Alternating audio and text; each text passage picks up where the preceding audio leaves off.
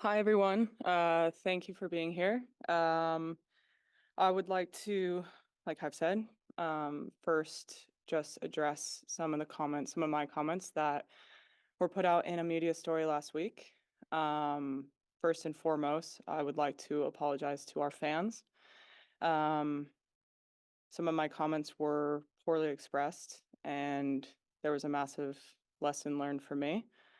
Um, when I think about our fans, I I love them so much. This team loves them so much, and I can't begin to explain how much they mean to us. Every time we step out and train, every time we step out and play in games, we play for you guys, and you are our inspiration, you are our motivation. And seeing you wearing our jerseys and seeing you screaming our names and chanting USA, that's what we play for. And I never wanted to take any of that away. And continuing on that, the soccer culture in America is changing and growing so much in such a positive way. And for me to be able to experience that firsthand playing, for this U.S. women's national team, but also in the NWSL and for the Portland Thorns is something just so amazing. And, it is my absolute honor, and I will always say that, to be able to put on this crest every single day, to be in this environment and to go out and play in front of our fans and represent this national team. Um, that is something. It again. It is my greatest honor.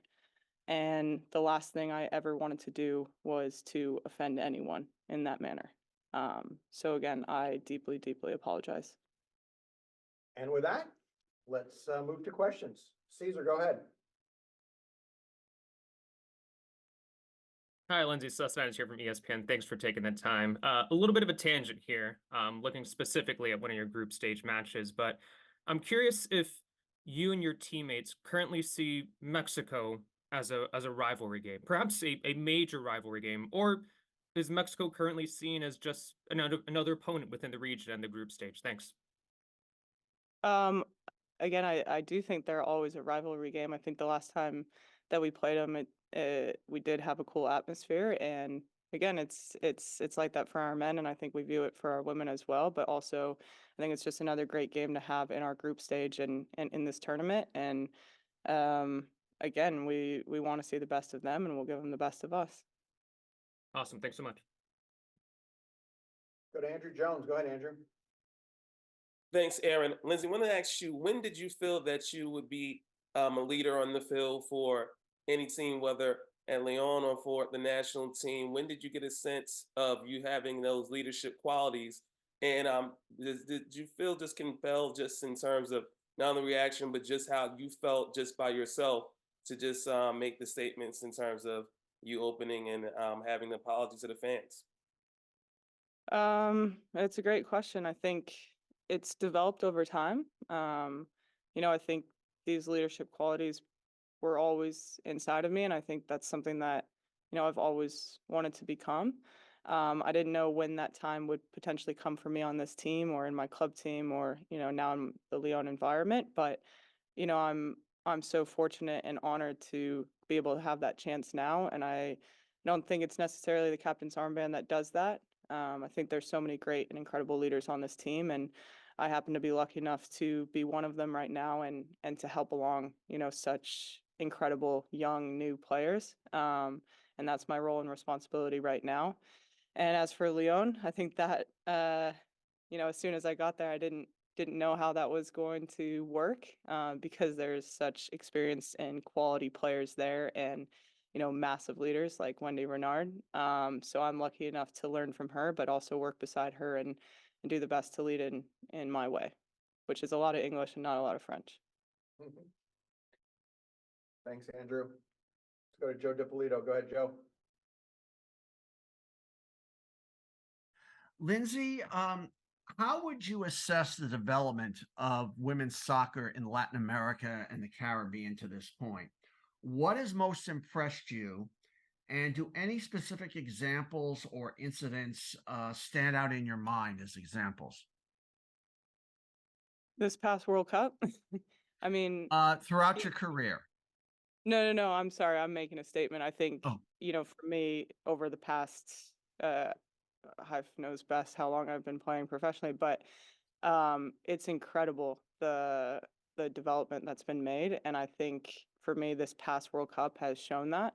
You see some of these teams come out and, give such incredible matchups with, some of the best teams in the world.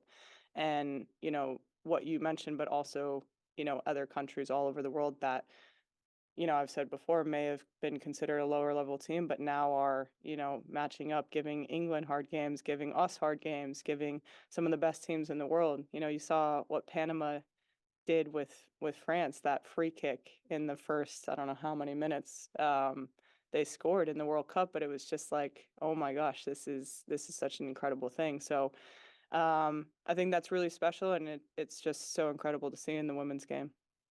And as a follow-up, given the increase in quality and competitiveness, how does that affect your national team's mentality and approach to these games as opposed to maybe in the past?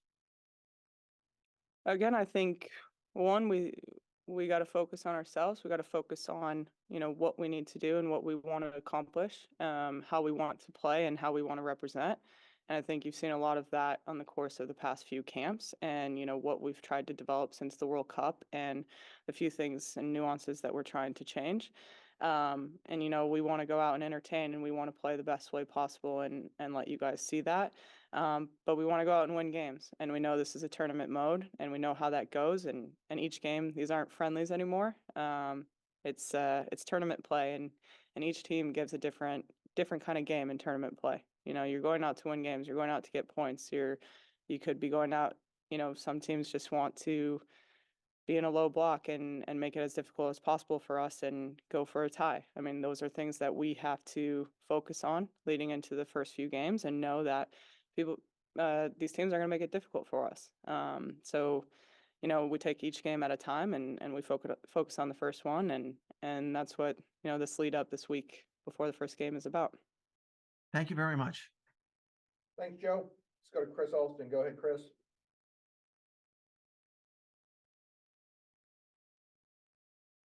Chris, are you there? Your mic is open.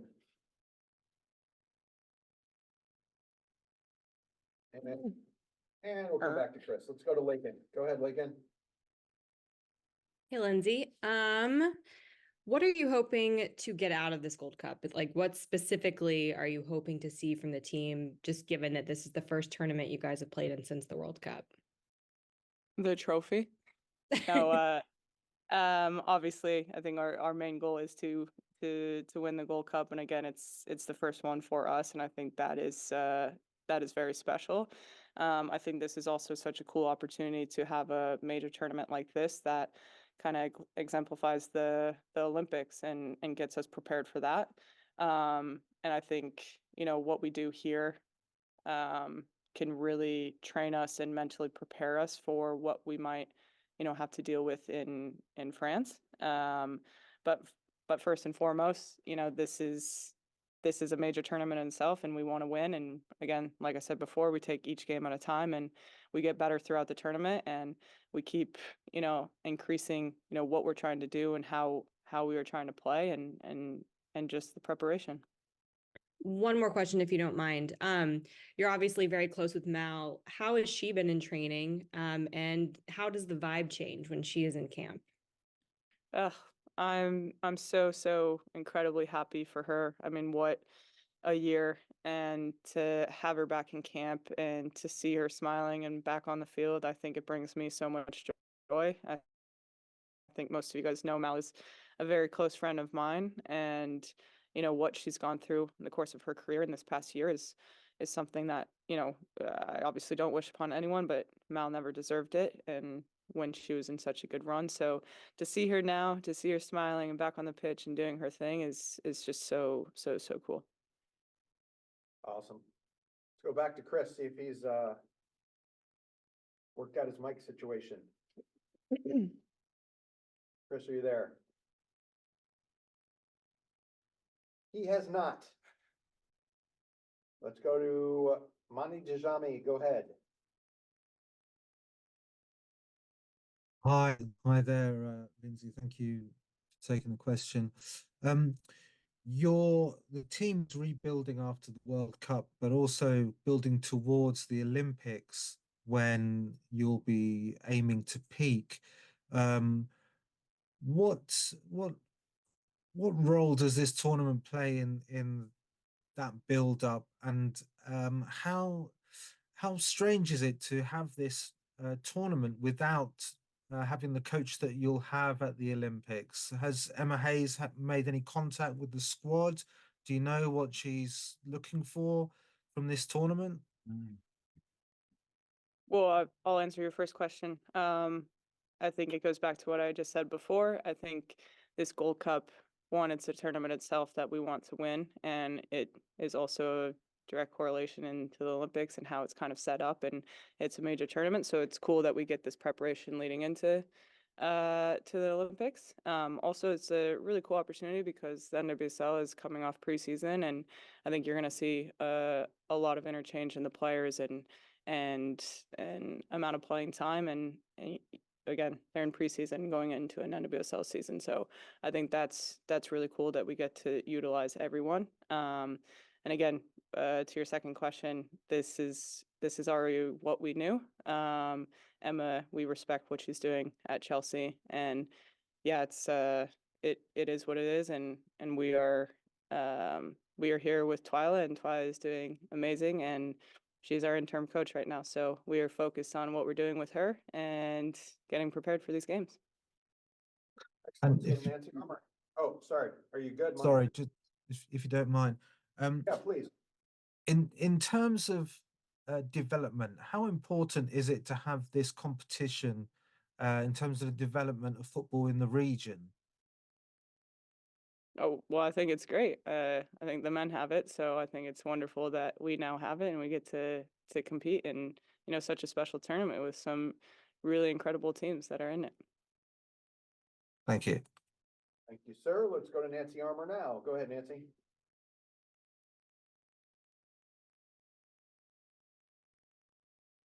We got mic problems. Nancy, can you unmute yourself? I swear it's not me. Let's go back to Nancy. We'll go to Jeff Carlisle. Go ahead, Jeff. Thanks, Aaron. Hi, Lindsay. Just going back to your opening comment where you said your comments were poorly expressed. What were you trying to say? And if I may, what do you think it is about maybe your game that sometimes gets overlooked? I mean, what are some subtle nuances maybe that maybe people don't see or see enough of? Firstly, I don't think what I meant really matters right now, but one thing that I think I would like to say is, when I think of some of the best footballing teams in the world, and some that I watch, and you guys most know me, I'm just a football brain, and I love watching soccer as much as I possibly can, and I love talking about it. And the way I talk about Man City, the way people talk about Man City, Arsenal, the old Barcelona, that is just like, that's what I love. And I think that's what I want people to say about us. I want people to talk about, how incredible we are on the ball, the possession, the style of play, the technical ability, the tactical changes mid-game, these type of things that maybe I've viewed when I do see some of the best teams in the world. And so maybe that was in my head, thinking of our team and what I want people to say about them on the field and how we're playing. Okay, thanks. Thanks, Jeff. Chris did send me his question. He wants to look a little bit forward to the She Believes Cup. I know you guys know that we're going to play Japan in Atlanta. We've already sold more tickets than any other individual She Believes Cup match in history. How many? Well, the record is 26-5 Yeah. at Red Bull. We're over that. Nice. So it's going to be, obviously it's a huge stadium. Yeah. But anyway, the significance of the She Believes Cup, playing Japan, it's a little different this year with the two games, but just talk about opening up against Japan in what is U.S. Soccer's future home of Atlanta. Oh, so cool. Again, I think it's amazing that we are doing it in Atlanta. I think a lot of the players on the team are probably happy about it that are from that area as well. But you know, two great opponents that we're facing in a massive tournament that we've always had. So I think it's cool that we're keeping that and you know, for me, obviously looking forward to that. And it's another preparation for a major tournament, and you know, trophies on the line. And we like She Believes trophies, so. Let's go back to Nancy. Nancy, you're there. Yes, I'm go here ahead. now. Thanks, Lindsay, for doing this. Just kind of following up on the preparation. You've got so many newcomers, and many of them did get some time with the team last fall, but this is their first extended time. This is their first time playing a tournament. How important is it to have it, you know, so that they're not going into the Olympics cold, not having done this at the senior level? And then also too, with Alex not being here, how much does this give you an opportunity to grow or develop as a leader, you know, being the captain kind of on your own at this tournament? Again, to your first comment, I think it was kind of like what I said before. I think everyone needs to be utilized in this camp, and I think that is a great opportunity for some of these players that maybe haven't played a massive tournament with us yet, or you know, need more time on the field. And again, it's just it's preparation every single day. Training is preparation, and then the minutes that you get on the field, you got to take advantage of that. And we learn every single day. And it's not just the new, you know, young ones. It's all of us. We're all progressing together, and we remain a team. And we gotta, everyone needs to get on the same page leading into the Olympics. But first off, you know, the first game here at the Gold Cup. And as to your second question, I don't think a lot changes for me. I think my role and my leadership, you know, it doesn't change based off of who's here and who's not here. I also always want to rely on others for help, because there's a lot of leaders in this group and a lot of incredible players with massive voices, you know, that can always help me and bounce ideas off me. So that is, you know, something I'm very fortunate to have, and also continue to develop with the girls in this team. Excellent. Let's go. We got how many left? About 3 left. Let's go to Henry Bushnell. Go ahead, Henry. Thanks, Aaron, and thanks, Lindsay, for your time. I just had a brief follow-up on your opening statement. What compelled you to apologize? Like, was it seeing reaction from fans? Was it reaction from people close to you? What made you think that was something you had to do or should do or wanted to do? What I had inside of me, how I felt about it, and what I read, and in my opinion of my own comments, and also me wanting to express how much the fans just mean to me personally, and again, not wanting to take anything away from that. So I think that was just something always within me that I wanted to do. Got it. Thanks. Thanks, Henry. Jason Anderson, go ahead. Hi, Lindsay. Thanks for speaking with us today. During and after the World Cup, I think multiple players within the team mentioned that there was some tension that weighed on the group, especially in the group stage. And then you all talked about how in the Sweden match, you maybe found some more ability to play with some freedom. And there's always that challenge of finding that balance between intense focus and that level of freedom and joy that you want to play with. You recently discussed the idea of maybe wanting the group to be more dialed in before games and things along that line. With the coaching change, with the players coming in and out, what are you seeing from the group at this camp in that department? I think all the players in this camp are very professional, and they take everything seriously. I think they all bring their personality to the game, and they always bring their joy. And I think, especially after that Sweden game, you know, you saw what we did on the field and how we played, and the joy that we got from that game. You know, not including the result, but in the way that we played. And I think, you know, the turning point was, you know, coming off of that game, what do we need to do moving forward to continue that, you know, bit of success that we got in the game besides the result? And, you know, for me, I've never questioned the players here in this camp and the professionalism that they take every single day leading into trainings and games. And I think that's continued here. And I think it's remarkable to see, you know, the young players and the new players and how much they take, you know, everything seriously and prepare themselves for games, for trainings, for everything. Appreciate it. Awesome. Thank you. Oh, thank you. Last one goes to Andrew Jones. Go ahead, Andrew. Thanks again, Aaron. Lindsey, as someone that's a big fan of the game and how the game is played as philosophy level, blue cards has been in the conversation lately. And Karen Carney, she hated the idea, felt that it would be a backward step for this game. And we're both wearing blue here, but how do you feel about cards topic? If you want to see it in the game or not, and who gave the best rah-rah speeches for the team ever? Oh boy. I do not think that they need to be in our game. It's a very interesting topic, and I think I've seen a lot on it. I also have seen that this is a very advanced thing that has come out and that it's not actually ready to be spoken about. So I don't know if it's really going to, I don't know everything on it, and when it's like really trying to be implemented in games.